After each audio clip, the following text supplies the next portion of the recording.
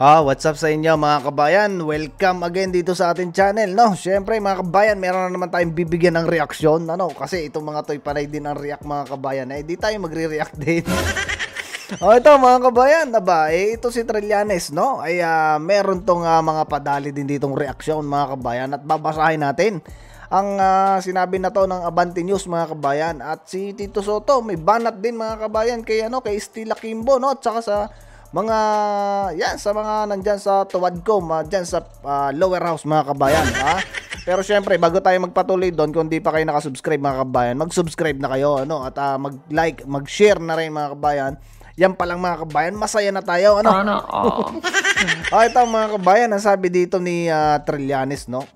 Pahayag niya to dito sa Abante News, no? Ang sabi niya diyan mga kabayan, ito Trillanes nag-react sa blank na space sa 2025 national budget. Kita mo, nagre-react din pala to si Trillanes. Sa bagay mga kabayan, halos lahat naman binigyan ito ng reaksyon, lahat na lang mga kabayan. Ito sabi niya, ang Bicam blank space issue ay isang Duterte issue. Kita mo yan. Ang lakas ng galit nito. Grabe mga kabayan, ang galit nito ni Trillanes sa mga Duterte, mga kabayan. Ang Bicam blank space issue ay isang Duterte issue. Inimbento nila to para ilihis ang issue palayo sa korupsyon ng pamilya niya. Kita mo mga kabayan, tagal-tagal na nitong nagbibintang, no, ng korupsyon ng pamilya ng mga Duterte. Bakit hanggang ngayon wala pa siyang napapatunayan mga kabayan? Ilang taon na nakaraan. Grabe ka talaga Trillanes. Si Senrisa Hontiveros na miyembro ng Bicam mismo ang nagsabi na walang blank space. Kung magpapabudol ka pa ulit kay Dots, ikaw na ang may problema. Mga kabayan, ano gapayag ka kayo dito sa sinabi na to ni Trillanes? My God, Sus, I hate drugs. Kita mo mga kabayan, kung kayo magpapauto pa rin daw mga kabayan, no? Kay Dots, kung magpapauto pa daw tayo kay PRRD mga kabayan, tayo na ang may problema, kaysa naman mga kabayan magpauto tayo dito kay Trillanes, no? Mas malaki ang sapak nito mga kabayan, ito yung nag-mute mga kabayan, tapos samuko din. Tapos tayo dyan.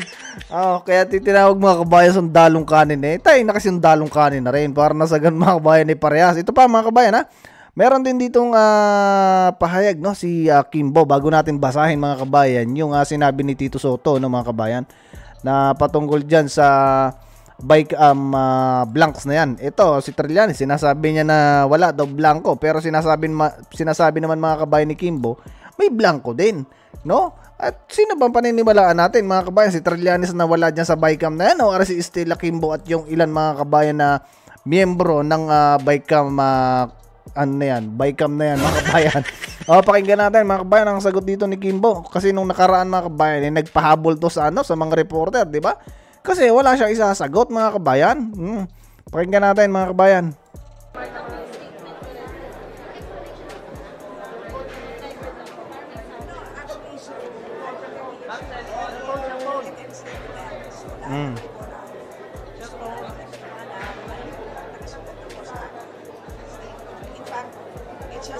Sus, kaya naman pala mga kabayan. Kaya pala itong mga kabayan ngayon nagpa-interview na kasi may naisulat na nang sasabihin. Baka kasi mga kabayan pagka yung sinagot niya yung ambush interview, magsala-sala, di lalo nang lumala mga kabayan. Mabibisto ng totoo. Tuloy natin mga kabayan.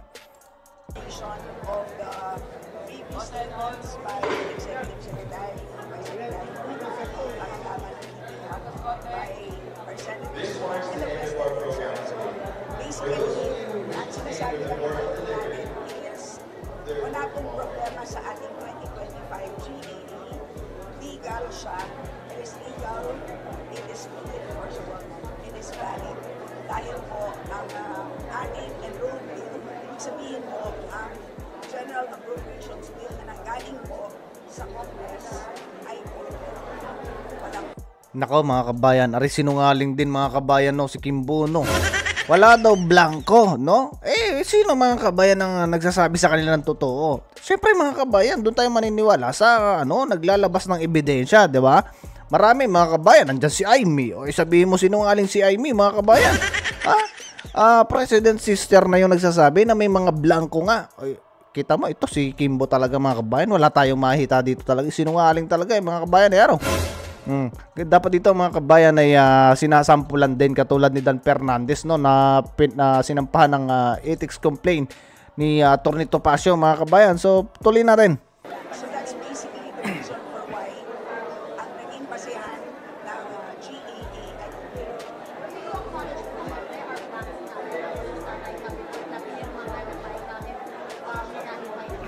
yes, notwithstanding any typographical errors or any adjustments that are needed as a result of amendments, ay authorize naman po ang technical staff ng both House and Senate to take all of these necessary corrections and just clarify or to reiterate at the point of signing by the BICAM members ay lahat naman po ng appropriations amounts have already been decided upon.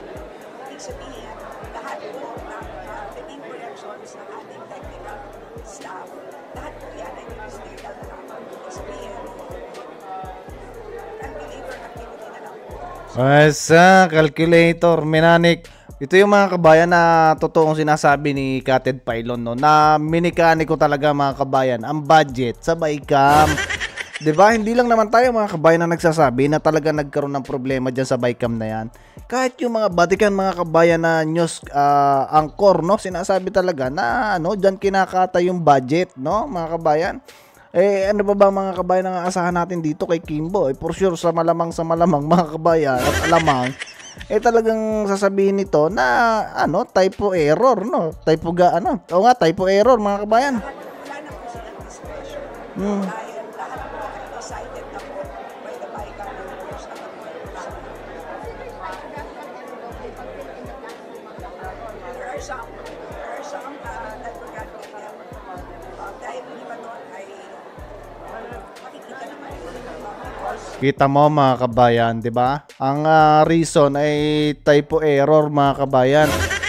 Bakit naman kung kailan diyan sa kung kailan mga kabayan na napaka-importante niyan kasi yan mga kabayan ay gagawing batas, bakit doon pa nagkaroon ng typo error?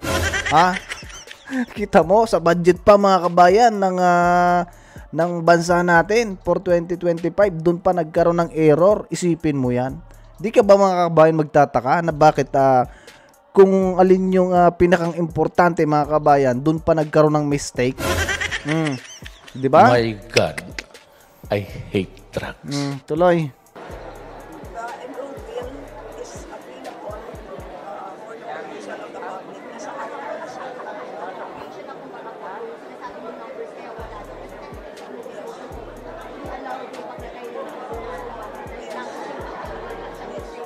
And there is another office provision kung sa BICAM na in case na po ang version ng grade 10 at saka ng BICAM report na mag-prevent po is the grade 10 production.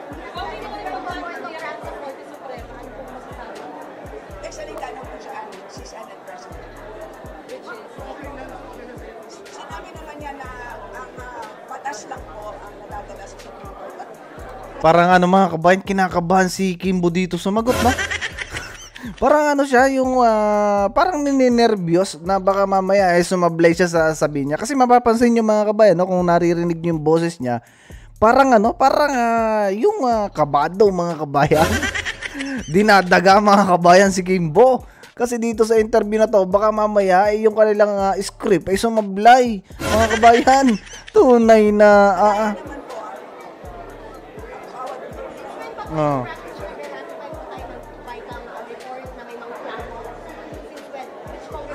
Itong omnibus provision ay lagi pong nandiyan. Ito po, ginawin our technical staff or being given the authority to make necessary corrections. Lagi pong nandiyan. mga kabayan, kung hindi pala sila mga kabayan at ang naglagay yung technical support, no? Eh ano pa mga kabayan silbi nitong mga congressman na to? Ano? Hindi naman sa nagmamagaling tayo mga kabay. Trabaho nila yan, 'di ba? Trabaho nila yan. Dapat sila mga kabayan na nagkukorek dyan. Dapat tinitingnan nila maigi mga kabayan na ito kailangan to. Eh kasi mga kabayan, importante yan eh. 'Di ba? Budget ng Pilipinas yung pinag-uusapan natin diyan mga kabayan. No? Kaya pala marami mga kabayan nagkandawalang budget, no? Kita niyo yung pupunduhan ng train. Ayun, walang pundo mga kabayan. Kaya ito si Bungit mga kabayan, nagbabalik na ng mga pondo. O, kita mo yan, 'di ba? Yan yung sinasabi natin mga kabayan. Kaya dapat talaga dapat talaga bigyan ng pansin mga kabayan to ng Supreme Court kasi nga kita ninyo mga kabayan ang nangyayari, 'di ba? Oh, ito mga kabayan binira din ni Tito Soto. Grabe naman tong headline mga kabayan na to ng Abante News. Grabe mga kabayan ang headline ng Abante News. Grabe to, kita ninyo, title pa lang, Tito Soto inupakan, inupakan talaga mga kabayan. Si Kimbo kaugnay sa BICAM report ng 2025 budget. O, kita mo yan mga kabayan. Ito mga kabayan, ang sabi diyan ni Tito Soto meron kasi siya dito mga kabayan na post, no? Ang sabi niya diyan mga kabayan, some of our legislators need to undergo parliamentary rules and procedures workshop.